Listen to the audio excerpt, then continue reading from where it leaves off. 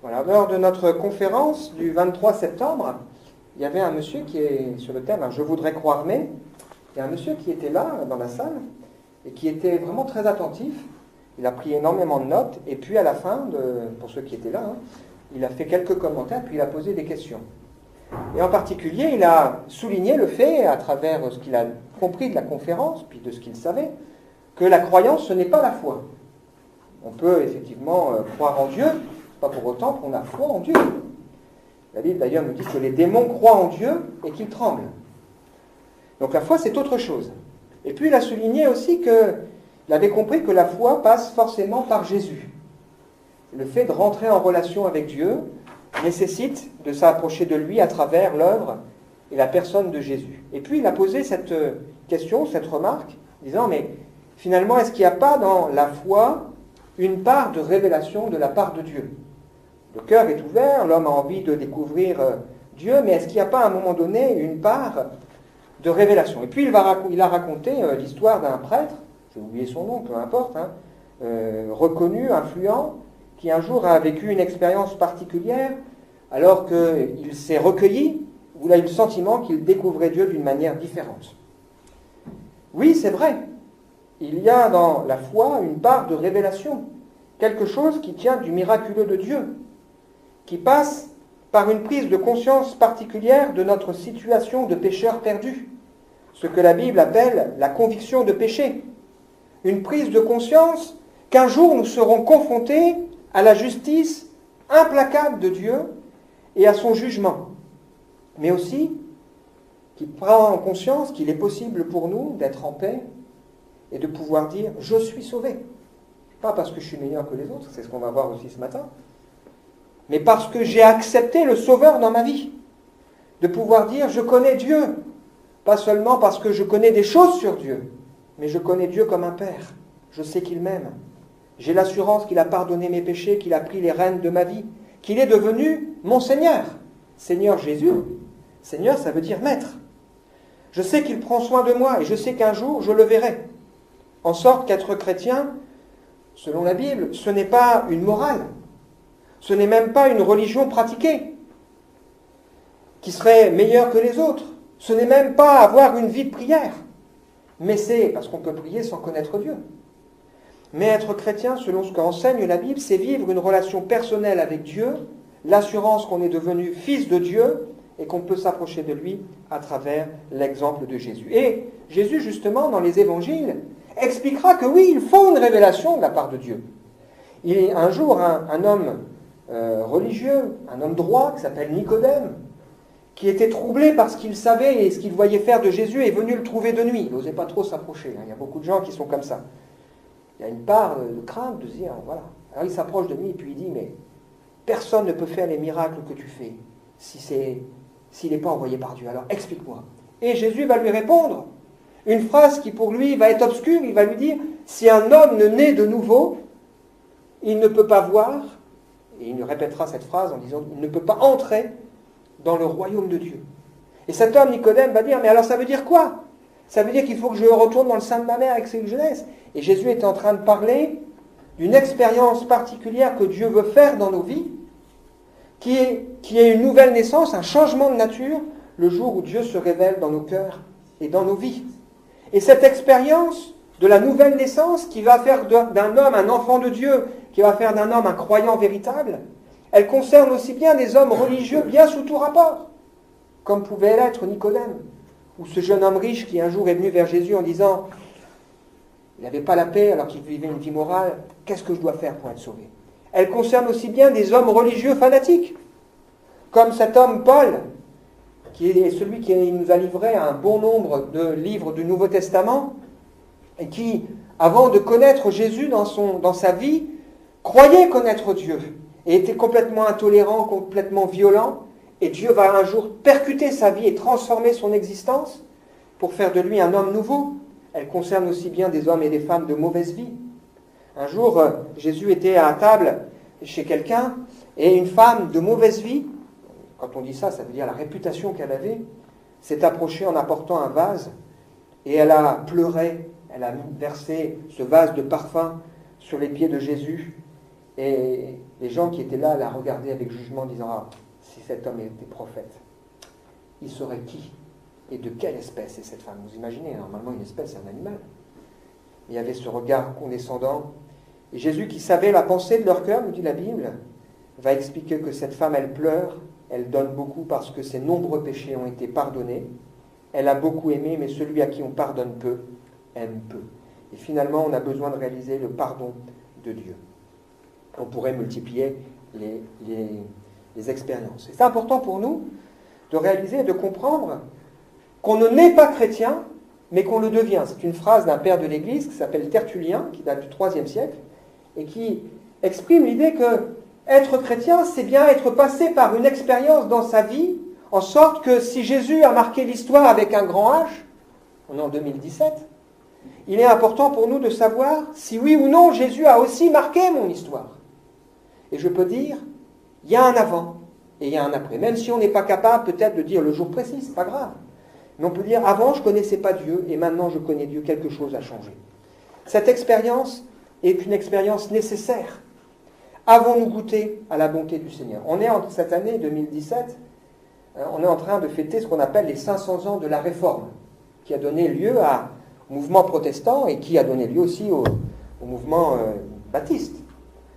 Et ce qui est remarquable lorsque vous regardez, vous vous penchez sur l'histoire de la Réforme, c'est que bien avant 1517, elle a commencé. Il y a des gens qui... Elle a pu se faire parce qu'à un moment donné, des personnes ont été touchées, percutées par Dieu, en sorte qu'ils ont vécu une expérience différente de ce qu'ils connaissaient. Je pense à l'histoire d'un homme qui s'appelle Pierre Valdo. C'est un homme qui a vécu au XIIe siècle, au début du XIIe siècle. C'était un homme lettré, un homme pieux. C'était un marchand lyonnais, donc il était plutôt riche, avait une bonne situation. Et vous savez qu'à cette époque, savoir lire, savoir écrire, c'était pas tout le monde. Donc c'était vraiment quelqu'un de particulier. Et un jour qu'il était à table avec des amis, voilà qu'un de ses amis tomberait de mort sur la table. Et cet homme, qui pourtant était un homme d'église, qui fréquentait les églises, a été percuté en se disant, mais si moi je meurs, je ne sais pas où je vais. Alors il est allé trouver des prêtres, il leur a dit, mais j'ai un ami là qui est mort, et moi si demain je meurs, comment je peux faire pour être sûr que je suis sauvé? Et là il y a un prêtre qui lui a dit, écoute, tu vends tous tes biens, tu les donnes aux pauvres, tu auras un trésor dans le ciel. Alors c'est ce qu'il a fait. Cet homme très riche a tout vendu. Il a vendu tous ses biens en se disant, c'est comme ça que je pourrais être sauvé. Et il n'avait pas la paix du cœur. Alors il s'est dit, c'est pas normal. Et il s'est dit, la solution, je peux la trouver dans la Bible. Et cet homme, Pierre Valdo, aidé de 2 autres personnes, vont traduire la Bible en langue provençale, parce qu'elle n'était pas accessible aux hommes. Il va découvrir qui est Jésus. Il va découvrir qui est Dieu. Il va faire l'expérience du salut, une transformation de vie. Il a été, à un moment donné, percuté par le message de l'Évangile. Et on pourrait, bien sûr, multiplier les exemples de ces personnes qui, à un moment donné, confrontés au message de la Bible, ont compris qu'ils avaient besoin de mettre leur vie en règle avec Dieu. En tant que pasteur, j'ai l'immense joie, l'émerveillement de voir Dieu chercher des hommes et des femmes et de le voir se révéler dans la vie de plusieurs. Mais en tant que pasteur, j'ai aussi cette douleur de voir aussi des gens refuser de s'ouvrir et d'essayer même de faire cette démarche de Dieu. Et je me dis, quel dommage de passer à côté de ce message qui peut changer leur cœur et qui peut changer leur vie. Et c'est pour ça qu'on veut continuer de prier. Alors on va réfléchir à ça. Et ce matin, on va se poser cette question. Sommes-nous émerveillés par notre salut? Alors bien sûr, pour être émerveillé par le salut, il faut déjà être sauvé. Et ensuite, si nous sommes sauvés, si nous pouvons dire, je suis sauvé. Oh, pas parce que je suis parfait, ma femme pourrait le dire. Je suis loin d'être parfait, mais je suis sauvé parce que je crois que Jésus a pardonné mes péchés. Je crois que Dieu m'aime, je crois que Dieu a pardonné, parce que j'ai fait aussi ce qu'il faut. On va le voir ensemble. Est-ce que je suis capable encore de m'émerveiller de mon salut? Est-ce que je suis capable de m'émerveiller de mon salut? Alors on va poursuivre ensemble la lecture d'une lettre que Paul va adresser à une église, qui est une église à Éphèse. Et cette lettre était destinée à être communiquée ailleurs. Et pour vous montrer, pour vous qui peut-être ne connaissez pas bien la Bible, que la Bible est un livre très actuel. Le Nouveau Testament est constitué essentiellement de lettres, c'est-à-dire des écrits qui s'adressent à des gens, à un auteur qui s'adresse à des gens qu'il connaît et à qui il a envie de partager un certain nombre de choses qui sont importantes. C'est-à-dire que ce n'est pas des révélations qui tombent avec des commandements, tu fais, mais c'est beaucoup plus intime, c'est beaucoup plus convivial que ce qu'on pourrait sans doute imaginer. Alors on a lu ensemble le début de cette lettre, et depuis plusieurs semaines, on a parlé ensemble des bénédictions formidables. Hein. Moi j'aime bien parler des bénédictions. Savoir que Dieu est celui qui veut nous bénir. Alors rassurez-vous, hein, c'est un peu comme les séries télé. Hein. Si on n'a pas été là au début, on peut quand même suivre aujourd'hui. Chaque série est indépendante, même s'il y a un fil conducteur à travers tout le thème qu'on aborde ensemble depuis quelques semaines. Et puis on peut retrouver bien sûr les messages sur le site de l'Église. Alors on a vu que Dieu voulait nous bénir, on a vu que les bénédictions dont Dieu veut nous combler sont un peu comme des cadeaux qu'il nous fait. Encore faut-il aller les chercher, parce qu'on peut passer à côté. Hein. Parfois on reçoit les cadeaux, on ne va pas les chercher, donc on ne les a pas. Hein. Et c'est un peu comme la découverte d'un palais ou d'une propriété où il faut découvrir chaque pièce, chaque bénédiction, les unes après les autres. Et puis on a vu la semaine dernière on a réfléchi sur la prière, et on a vu que Paul, quand il prie, il met Dieu au centre. Donc il me remercie Dieu, il loue Dieu, il le remercie pour les cadeaux que Dieu a faits. Il le remercie pour l'œuvre qu'il fait dans les cœurs et dans les vies. Et puis il prie en disant, je voudrais que tu te révèles encore plus puissamment, pas dans la tête seulement, mais dans le cœur des croyants, et sans doute aussi dans ceux qui ne le connaissent pas, hein, pour que les gens puissent réaliser mieux encore avec leur cœur l'espérance qui s'attache à la foi, l'héritage que Dieu nous a réservé, et puis qu'on puisse réaliser aussi la puissance que Dieu est prêt à manifester dans nos vies. On va continuer et découvrir ensemble ça ce matin. S'émerveiller de son salut. Est-ce qu'on est capable de s'émerveiller de son salut? Ce matin, nous allons voir pourquoi il est possible de nous émerveiller. Alors la semaine dernière, on a parlé des églises sans Dieu. C'est incroyable, hein? Créer ce contexte des églises sans Dieu, c'est-à-dire qu'il y a un gars qui s'est dit, c'est sympa une église, alors sans doute pas les églises traditionnelles, il dit, c'est sympa les églises où il y a des gens qui se réunissent, qui sont chaleureux les uns avec les autres, où on essaye de s'améliorer les uns les autres, on essaie de manifester de la solidarité, puis on apprend à s'émerveiller de la vie. Mais on ne veut pas de Dieu. Nous, on veut de Dieu. Et c'est intéressant quand même de voir que cet homme, il souligne l'importance de s'émerveiller, et nous, on veut s'émerveiller de notre salut. Alors pourquoi on peut s'émerveiller de notre salut? Il y a trois parties. On peut s'émerveiller de notre salut si on comprend ce que nous étions sans Dieu, ou ce que nous sommes si on n'a pas encore cette assurance. Ensuite, on verra ce que Dieu a fait pour nous personnellement, ou ce que Dieu veut faire, si on n'a pas encore fait cette démarche. Et puis enfin, on verra ce que nous sommes devenus, ou ce que nous pouvons devenir, si bien sûr nous n'avons pas encore fait cette expérience. Alors là, je vais vous faire un aveu. Le passage qu'on va partager ensemble m'a posé quelques difficultés. C'est la première fois, depuis que je prêche, ça fait des années, que j'aborde à travers les cultes une lecture suivie. L'avantage quand on aborde une lecture suivie, c'est que on est obligé de traiter les sujets qui viennent. C'est un avantage. Mais l'inconvénient, c'est qu'on est aussi obligé de traiter les sujets qui viennent. Et il y en a qui sont plus ou moins faciles à aborder. Et le sujet de ce matin, en tout cas la première partie, c'est pas forcément le plus facile. Pourquoi? Parce que c'est tellement facile d'être observateur et critique de la société dans laquelle on est. Je vais vous faire une confidence. Vous pouvez prendre la Bible, citer la Bible avec des amis, ils seront d'accord avec vous. C'est facile. Regardez, je vais le faire. Vous pouvez dire aux gens, le monde va mal et de pire en pire. C'est ce que nous dit la Bible. Vous pouvez dire aux gens, vous savez, les gens ils boivent, ils mangent, ils essayent de caser leurs enfants, mais ils ont du mal à se soucier de la suite. Ils seront d'accord avec vous. Et ils sont souvent surpris par des malheurs qui peuvent arriver à l'improviste. C'est ce que la Bible nous dit. Et les gens seront d'accord avec vous. Vous pouvez dire aux gens, il y a de plus en plus quand même de signes dans le ciel. Des tornades, des tremblements de terre, etc. Il y a de plus en plus de guerres et de bruits de guerre. Les gens seront d'accord avec vous. Et je cite là des paroles de Jésus. Vous pouvez décrire notre époque Comme Paul l'a fait à Timothée, il dira, tu sais, dans les derniers temps, les hommes seront égoïstes. Vous pouvez dire ça aux gens, ils seront d'accord avec vous. Amis de l'argent, vantards, orgueilleux.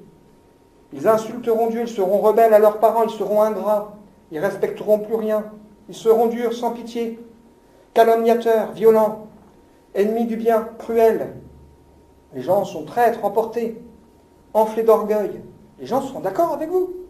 Vous pouvez dire aux gens que, autour de vous, les gens ils ont envie d'entendre des choses agréables et que c'est pour ça qu'on voit fleurir toutes sortes de choses bizarres, des philosophies, etc. Parce que finalement, les gens ont du mal à accepter aussi qu'on leur dise la vérité. Ils seront d'accord avec vous. Pourquoi ? Parce que là, on se place comme un observateur qui décrit la société. Donc là, c'est facile. Mais le texte qu'on va lire ensemble, il nous dit que nous, on en fait partie. Et il pointe ce que nous sommes ou ce que nous étions si on ne connaît pas Dieu. Et là, c'est beaucoup plus difficile de se dire, mais c'est ce que je suis ou c'est ce que j'étais. Mais c'est pourtant la parole de Dieu. Alors, on va lire. Quant à vous, vous étiez morts par vos offenses et par vos péchés que vous pratiquiez autrefois, conformément à la façon de vivre de ce monde, conformément au prince de la puissance de l'air, de l'esprit qui est actuellement à l'œuvre parmi les hommes rebelles. Nous tous aussi, nous étions de leur nombre. Notre conduite était dictée par les désirs de notre nature propre, puisque nous accomplissions les volontés de la nature humaine et de nos pensées, et nous étions par notre condition même destinés à la colère, tout comme les autres. Alors ce passage, où on parle de ce que nous étions, de ce que nous sommes si nous ne connaissons pas Dieu, évoque trois vérités sinistres. La première, il évoque que l'homme, naturellement, est spirituellement mort à cause de ses offenses et à cause de ses péchés. Qu'est-ce que ça veut dire ? La Bible nous explique que la mort, c'est la séparation. Ce que nous comprenons en tant qu'être humain facilement, c'est la mort physique. Séparation d'avec ceux qui sont sur terre. Séparation de l'âme d'avec Dieu. Et on dit, il a rendu l'âme. Il faut savoir à qui il l'a rendu. Mais la Bible nous explique qu'il y a il y a d'autres façons d'expliquer ce qu'est la mort. Et elle nous dit qu'il y a ce qu'on appelle la mort spirituelle. C'est que l'homme, naturellement, est séparé de Dieu. C'est ce qu'on va dire, nous, quand on se chamaille avec quelqu'un. On va dire, bon, maintenant, lui, il est comme mort pour moi, je ne veux plus en entendre parler. Ça veut dire que dans notre esprit, parce qu'on a quelque chose qui fait obstacle à notre relation, on est séparé. Et on ne peut plus vivre la relation normale. Et la Bible nous explique que l'homme, l'être humain, chacun de nous, s'il n'a pas fait l'expérience de la réconciliation avec Dieu, il est mort séparé de Dieu. Et il est mort à cause de quoi ?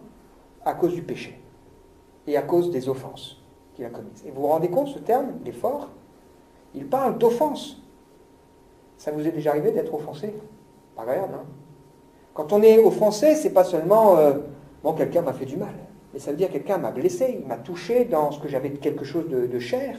Il ne m'a pas respecté, il m'a meurtri. Et la Bible dit que nous avons offensé Dieu par notre manière de vivre et par nos péchés.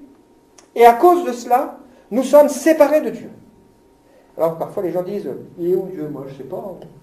Ben oui, la Bible nous dit que nous sommes comme des aveugles. Dieu est tout près de nous, mais nous sommes séparés, nous ne pouvons pas nous approcher de lui. Deuxième vérité sinistre, nous sommes influencés, marqués, sous la domination de plusieurs choses. La façon de vivre de ce monde, le style de vie de ce monde où Dieu n'a pas sa place, un monde matérialiste qui recherche le plaisir, égoïste, concentré sur son succès, égocentrique, injuste, indifférent, marqué par l'exploitation. Alors on peut mettre un vernis à tout ça, avec une pratique religieuse, en faisant de temps en temps du bien. On ne dit pas que les gens autour de nous ne font rien de bien, c'est pas ça qu'on dit. Mais c'est un monde, une mentalité du monde, une façon de vivre où Dieu n'a pas sa place. Et si nous sommes honnêtes, nous reconnaîtrons que oui, c'est vrai. Quelle place Dieu a-t-il dans ma vie ? Récemment, il y a une dizaine de jours, là, j'ai rencontré une dame en allant visiter une autre. Bon, bref, et on a eu un échange. Elle me dit, oh, moi, je ne crois plus avec tout ce que j'ai vécu. Elle raconte qu'elle a eu des souffrances. Mais si on lui dit, madame, avant de vivre ces moments de souffrance, quand tout allait bien, quelle place Dieu avait-il dans votre vie ? quelle place Dieu avait-il? Vous viviez sans vous soucier de Dieu.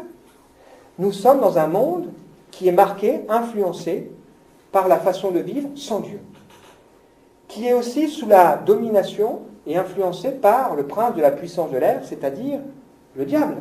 Alors ça aussi, ça ne nous plaît pas forcément. Il y a deux excès possibles.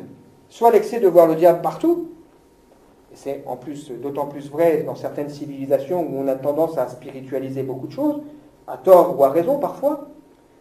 Mais le deuxième piège, c'est de voir le diable nulle part.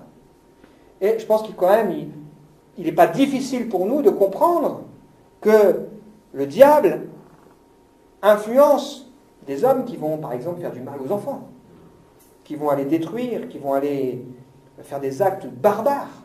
Quand même pas difficile pour nous de comprendre que le diable influence des gens qui vont profiter qu'il y a un tremblement de terre ou qu'il y a une tornade pour aller piller chez ceux qui sont déjà dépouillés. Ou qu'il y a le mensonge, la tromperie, la manipulation, les familles déchirées. Que tout ça, c'est celui qui est le méchant qui veut détruire l'homme et l'empêcher de s'approcher de Dieu. Et qu'est-ce qui va caractériser cela? C'est qu'il y a, dans cette manière d'être influencé, le principe d'être rebelle à Dieu. Rebelle à Dieu, ça veut dire qu'on n'écoute pas. Quand on est rebelle à quelqu'un, on n'écoute pas. On n'a pas envie d'obéir, on n'a pas envie de se soumettre, on n'a pas envie de se soucier, on veut décider de son propre chef ce qui est bien et ce qui est mal, et c'est ce qu'on fait aujourd'hui. On se prend pour le maître de son existence. C'est comme ça que nous sommes quand nous ne connaissons pas Dieu. Nous sommes rebelles à Dieu. On ne veut pas que Dieu ait sa place dans nos vies. Et on dit, Dieu, laisse-moi tranquille. Ça, c'est le principe qui a conduit le diable, qui était un ange, à être déchu et perdu loin de Dieu. Et puis on est aussi influencé sous la domination et marqué par notre nature propre, nos sens, et c'est-à-dire nos pulsions, nos instincts, mais aussi nos pensées. On n'est pas en train de dire ici que tout ce qu'on fait est mal, quand on ne connaît pas Dieu. L'homme est capable parfois de faire de très belles choses. Mais il faut quand même reconnaître qu'il y a beaucoup de choses qui nous poussent et qui nous guident. Regardez les pensées. La Bible nous dit que c'est dedans du cœur que vient le mal. La jalousie. Qui n'a jamais eu des pensées de jalousie? La convoitise, sous toutes sortes, les biens, le conjoint, la conjointe, la méchanceté, la médisance, l'égoïsme, la cruauté, l'amertume, le rêve d'écraser, la suffisance, le mépris, la fraude. Tout ça, ça vient du cœur. Et la Bible nous dit que nous sommes, à cause de cela, guidés par nos pensées qui sont mauvaises. À l'époque de Noé, la Bible nous dit que les pensées de l'homme étaient chaque jour tournées vers le mal. Et dans la Bible, la notion de bien et de mal, c'est le mal, c'est ce qui est opposé à Dieu, et le bien, c'est ce qui est vers Dieu. Et Dieu nous demande, nous invite, parce que la foi n'est pas une morale, ça c'est important à comprendre, c'est une transformation du cœur. Elle nous dit que nos pensées doivent être guidées par ce qui est vrai, ce qui est honorable, ce qui est juste, ce qui est pur, ce qui est aimable, ce qui mérite qu'on dise c'est bien, ce qui est vertueux et digne de louange. Mais ce qui marque les pensées de l'homme aujourd'hui, l'insensé, dit dans son cœur, dans ses pensées, il n'y a pas de Dieu. Donc comme il n'y a pas de Dieu, je n'aurai pas de compte à rendre, personne ne verra. La Bible nous dit qu'on est ennemi de Dieu, que les pensées de l'homme sont tournées vers le mal ou vers la vanité, et qu'ils ont, l'homme naturel, a les pensées de son cœur, son intelligence qui est obscurcie et qui empêche à l'homme de voir briller l'évangile de Jésus-Christ. Et puis, encore pire, la Bible nous dit que nous étions destinés à la colère de Dieu. Qu'est-ce que ça veut dire? Parfois les gens me disent qu'est-ce qu'il fait Dieu? Dieu use de patience. Dieu n'est pas insensible à tout ce qu'il voit et tout ce qui se passe. Mais Dieu use de patience. Et la Bible nous dit que Dieu est en colère, mais qu'il retient sa colère avec cet espoir et ce travail qu'il veut faire dans les cœurs pour interpeller les hommes et les femmes en leur disant réfléchis à ce que tu vois autour, réfléchis à ta vie et sois en paix avec moi. Et la Bible nous dit qu'un jour, il y aura le jour de la colère de Dieu. Beaucoup de gens disent de toute façon un jour ça finira mal. Ben oui, bien sûr ça finira mal. Parce qu'un jour Dieu dira c'est stop, c'est fini. Et l'homme naturel, s'il n'a pas fait la paix avec Dieu, S'il n'a pas découvert le salut que Dieu propose, il est sous le joug de la colère de Dieu, que Dieu retient, jusqu'au jour où il manifestera sa colère. C'est pas moi qui le dis, hein. C'est la parole de Dieu. Alors, ce serait triste si on s'arrêtait là, mais heureusement, il y a une deuxième partie. Heureusement. Ce que Dieu a fait. Mais Dieu, malgré ce constat, mais Dieu est riche en compassion. À cause du grand amour dont il nous a aimés, nous qui étions morts, en raison de nos fautes, il nous a rendus à la vie avec Christ. C'est par grâce que vous êtes sauvés. Il nous a ressuscités et fait asseoir avec lui dans les lieux célestes en Jésus-Christ. Il a fait cela afin de montrer dans les temps à venir l'infinie richesse de sa grâce, par sa bonté qu'il a manifestée envers nous en Jésus-Christ. Ce que Dieu a fait et ce que Dieu propose. Dieu est riche en compassion. C'est-à-dire, la compassion, il est sensible à la détresse et à la misère qui est la nôtre. Il est sensible à la situation perdue dans laquelle nous nous trouvons. Et ce n'est pas une petite compassion, il est riche en compassion. Et il y a ce mais qui vient faire une rupture en disant, voilà ce qu'il y a, mais Dieu est riche en compassion. Et il a un grand amour pour nous. Ce grand amour, il l'a manifesté alors que nous étions morts, c'est-à-dire séparés de lui, morts spirituellement, loin de lui. Il a manifesté cet amour envers nous. Il veut nous rendre à la vie par Jésus-Christ. Il veut qu'on puisse être réconciliés avec lui. Il veut qu'on puisse s'approcher de lui en disant « Tu n'es pas Dieu dans les nuages, mais tu es pour moi un Père. » C'est pour ça qu'on a chanté ce chant tout à l'heure. « Je suis l'enfant de Dieu. » Il veut nous rendre à la vie, nous permettre d'être réconciliés avec lui par Jésus-Christ. Pourquoi ? Parce que Jésus-Christ a subi à notre place la colère de Dieu. Je disais tout à l'heure, Dieu est en colère. Mais Dieu qui est bon, il dit « Je voudrais pouvoir être réconcilié avec l'homme. Mais en même temps, je suis juste. » Et donc Jésus-Christ a accepté, lui qui n'a rien fait de mal, de venir sur terre pour supporter à notre place la colère qui un jour aurait dû tomber sur nous. Et la question qui va se poser pour nous, c'est est-ce que je suis d'accord pour que Jésus prenne à ma place la colère qui aurait dû tomber sur moi?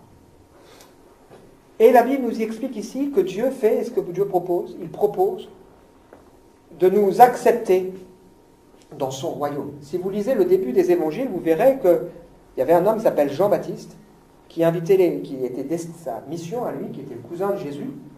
Sa mission à lui, c'était de préparer la venue de Jésus. Comment il devait la préparer? Il devait la préparer en disant aux hommes, vous avez vécu loin de Dieu, même si vous êtes religieux, revenez à Dieu, repentez-vous. Et il ajoutait, le royaume de Dieu s'approche de vous. Et le royaume s'est approché en la personne de Jésus. Et la Bible nous montre ici que Dieu, son désir, c'est de nous rendre et de nous rendre participants de son royaume. De la même manière que Christ a pris à notre place nos fautes, nos fardeaux, la colère de Dieu, eh bien nous pouvons bénéficier de la vie de Jésus pour être associés au royaume de Dieu. Je vais prendre une image pour essayer d'expliquer cette vérité qui peut paraître un peu compliquée. Quand un enfant naît dans une famille, il hérite quelque chose de sa famille. Si un enfant naît dans une famille royale, à la première seconde, il est prince. Il ne sera pas plus prince demain que... Voilà. Pourtant, il est comme un autre enfant. Il va se faire disputer, il va se faire gronder, il va devoir apprendre à lire, à marcher, etc., etc. Et c'est cette image que Dieu veut nous montrer en nous disant que si j'accepte de devenir enfant de Dieu, je fais partie du royaume. Je suis fils de Dieu, fils d'un roi. Et il veut montrer l'infinie richesse de sa grâce qui n'a pas fini d'agir. Et vous avez remarqué quelque chose d'important ici, c'est la notion de grâce de Dieu. C'est uniquement par grâce que nous pouvons être sauvés. Qu'est-ce que ça veut dire? Une grâce, c'est quoi? C'est un cadeau, quelque chose que nous ne méritons pas. On peut mériter parfois, on a bien travaillé, alors tu le mérites. Voilà. Mais avec Dieu, ce n'est pas comme ça que ça marche. Nous ne méritons pas le fait que Dieu veut nous offrir quelque chose. Et la Bible nous dit ici, c'est par grâce que vous êtes sauvés. Et il veut continuer de manifester la richesse de sa grâce et de sa bonté envers nous à travers l'œuvre de Jésus-Christ. En Jésus-Christ. On va continuer. Ce que nous sommes devenus, dernière partie. En effet, C'est par la grâce que vous êtes sauvés. Par le moyen de la foi, c'est-à-dire de la confiance en Dieu et dans l'œuvre de Jésus. Et comme si ce n'était pas assez, il insiste. Ça ne vient pas de vous. Vous ne le méritez pas. C'est un cadeau que Dieu vous fait. C'est le don de Dieu. Et comme si ce n'était pas encore assez, il continue. Ce n'est pas par les bonnes œuvres, afin que personne ne puisse un jour se vanter. En disant, ah ben moi, tout ce que j'ai fait, je mérite quand même de... Non, c'est par grâce, par la confiance dans l'œuvre de Jésus. C'est un don de Dieu. Ce n'est pas à cause du bien que nous avons fait. Personne ne pourra se vanter. Verset 10. En réalité, c'est lui qui l'a fait. Nous avons été créés en Jésus-Christ pour des œuvres bonnes que Dieu a préparées d'avance afin que nous les pratiquions. Ce que nous sommes devenus, si nous avons accepté de mettre notre confiance dans l'œuvre de Jésus, eh bien nous sommes devenus enfants de Dieu, sauvés. Par grâce, vous êtes sauvés. Pas vous serez sauvés, mais vous êtes sauvés. Cela ne vient pas de vous, c'est le don de Dieu, ce n'est pas par les œuvres. Nous sommes recréés. Verset 10. Dieu nous a fait, nous avons été créés en Jésus-Christ. Il nous a recréés, c'est-à-dire il a mis en nous une vie nouvelle. Il a mis en nous le Saint-Esprit, une vie nouvelle. Il nous a fait naître de nouveau pour que nous puissions vivre ce que Dieu attend de nous. Et notre émerveillement, ce n'est pas seulement que Dieu nous a sauvés et fait échapper à l'enfer, en se disant, bon maintenant, alors il faut que j'essaye d'obéir et que je devienne utile entre les mains de Dieu. Non. Notre émerveillement, c'est que Dieu non seulement nous sauve, mais Dieu nous transforme. Il transforme notre vie, il transforme notre cœur de l'intérieur pour nous permettre de vivre notre relation avec lui. Recréer en lui. Tout est par grâce, même les œuvres bonnes que Dieu a préparées d'avance. Et l'Église est le summum et le chef-d'œuvre de la grâce de Dieu. C'est ce qu'on verra aussi dans les semaines qui viendront. Tout est fait par grâce. Et c'est important pour nous de nous émerveiller dans notre salut. Conclusion. On ne peut s'émerveiller que si l'on a compris. Sauvé. Ben, sauvé de quoi? De la colère de Dieu. Comment et pourquoi? Parce que Dieu nous aime. Parce que Dieu est bon. Parce que Dieu nous fait grâce. Parce que Dieu, à cause du grand amour, a donné Jésus-Christ, qui a beaucoup souffert et qui a pleinement satisfait à la justice de Dieu. Celui à qui on pardonne peu, aime peu. Quand on s'émerveille peu, c'est qu'on a peu compris le pardon de Dieu. L'évangile, c'est la puissance de Dieu. C'est pas moi qui le dis, c'est un texte de Romains, chapitre 1er, verset 16. L'évangile, c'est la puissance de Dieu pour le salut de quiconque croit.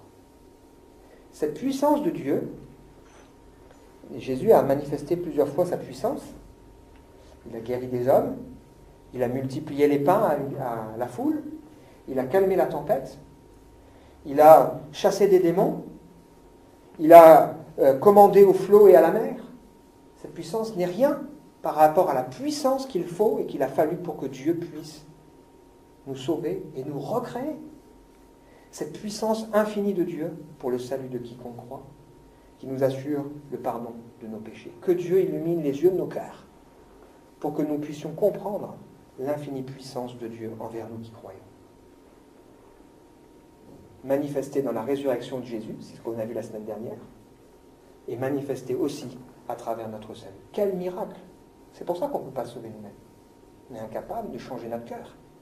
La Bible dit que le léopard, il ne peut pas enlever les taches de sa peau. L'Éthiopien, il ne peut pas changer la couleur de sa peau. C'est normal. Quelqu'un qui est blanc, il peut bronzer, mais quelqu'un qui est bronzé, il ne peut pas changer la couleur de sa peau. On ne peut pas changer notre cœur mauvais. Il faut l'œuvre et le miracle de Dieu. Et regardez, je termine avec ce verset, on verra dans quelques semaines, un peu plus tard. Or, à celui qui peut faire, par la puissance qui agit en nous, infiniment au-delà de tout ce que nous demandons ou pensons, à lui soit la gloire dans l'Église et en Jésus-Christ, dans toutes les générations, au siècle des siècles. Amen. On va prier. Seigneur, on veut se laisser travailler par ce qu'on a partagé ensemble ce matin. Et on veut apprendre à s'émerveiller du salut. Moi, quand je lis ces textes, Seigneur, je me dis, waouh, je suis content d'avoir échappé à la colère de Dieu. Je te remercie, Seigneur, de ce que, à cause du grand amour, tu as décidé un jour de nous faire grâce. tu as rendu cette grâce accessible à travers l'œuvre de Jésus.